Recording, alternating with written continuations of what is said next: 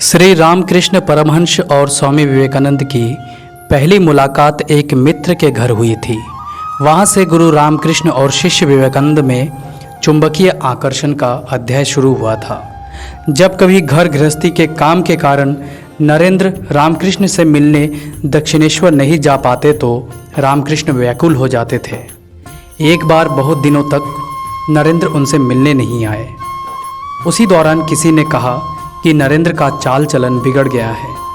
यह बात श्री रामकृष्ण को सह नहीं लगी और उन्होंने अपने भक्तों से कहा कि जाकर उसका हालचाल लेकर आओ, वो क्यों नहीं आ रहा है।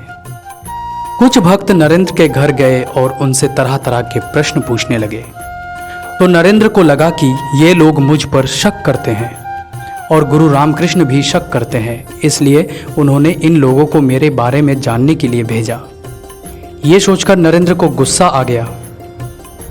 नरेंद्र के इस व्यवहार से जो शिष्य आए थे उन्हें भी लगा कि नरेंद्र का चरित्र बिगड़ गया है और उन लोगों ने जाकर रामकृष्ण जी से कहा कि अब तो नरेंद्र का चरित्र बिगड़ गया है, वो बदल गया है। यह सुनकर रामकृष्ण बहुत नाराज हो गए और उन्होंने कहा, चुप रहो, मुझको माँ ने बताया है, वह कभी ऐसा नहीं हो सकता।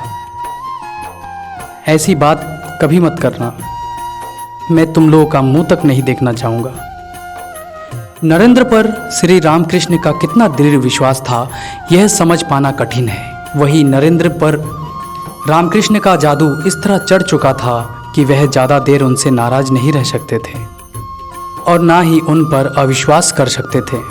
पिता की मृत्यु के बाद नरेंद्र नाथ पर परिवार की पूरी जिम्मेदारी आ गई थी, लेकिन परिवार की स्थिति अच्छी नहीं हो पा रही थी।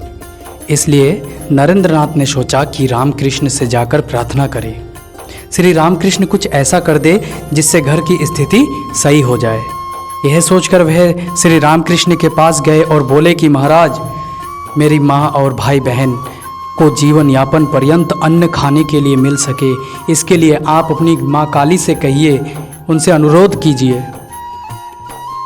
श्री रामकृष्ण ने कहा, अरे मैं कभी माँ से कुछ नहीं मांगता, फिर भी तुम लोगों का भला हो इसलिए एक बार अनुरोध किया था, पर तू तो माँ को नहीं मानता है, इसलिए माँ तेरी बात पर कुछ ध्यान नहीं देती। गुरु की लीला भी अद्भुत होती है। वे जानते थे कि नरेंद्र मूर्ति पूजा पर विश्वास नहीं करते, फिर भी उन्होंने कहा कि तुम ही जाकर माँ से मांगो तो वो तुमको जरूर देगी। परिवार की जिम्मेदारियों के वशीभूत नरेंद्र मंदिर में 3 बार गए, किंतु माँ से सांसारिक सुख के लिए कुछ ना मांगा, कुछ मांग ही ना सके। बचपन से सन्यासी का बीज पनप रहा था, उनका मन वेदों की ओर उन्मुख था। श्री रामकृष्ण ने नरेंद्र के आग्रह पर उन्हें आश्वासन देते हुए कहा कि परिवार की चिंता मत कर, माँ सब ठीक कर देगी। श्री गुरु रामकृष्ण की कृपा से नरेंद्र नाथ के परिवार का अभाव दूर हुआ। नरेंद्र अटॉर्नी ऑफिसर के पुस्तकों के अनुवादक के रूप में काम करने लगे और विद्यासागर महाशय के स्कूल में पढ़ाने भी लगे, किंतु बचपन से ही वैराग्य के प्रति लगाव बीच बीच में हिलोरे लेने लगता। एक दिन संसार त्यागने की कामना लिए नरेंद्र अपने गुरु रामकृष्ण के पास गए। उनकी इच्छा सुनकर गुरु की पलकहीन आंखों में अश्रुधारा बहने लगी। यह स्थिति देखकर नरेंद्र की व्यथा भी अश्रुधारा के रूप में निकल पड़ी।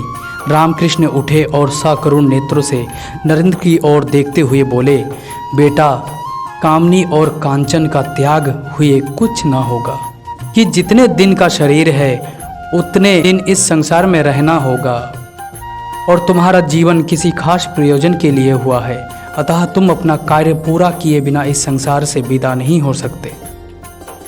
गुरु के संदेश ने नरेंद्र के हृदय को आनंद और आशा की ज्योति से प्रकाशित कर दिया था। अब श्री रामकृष्ण उनकी दृष्टि में गुरु, पिता, सर्वस्व बन गए। उसी दिन से नरेंद्र के जीवन में एक नवीन अध्याय का आरंभ हुआ।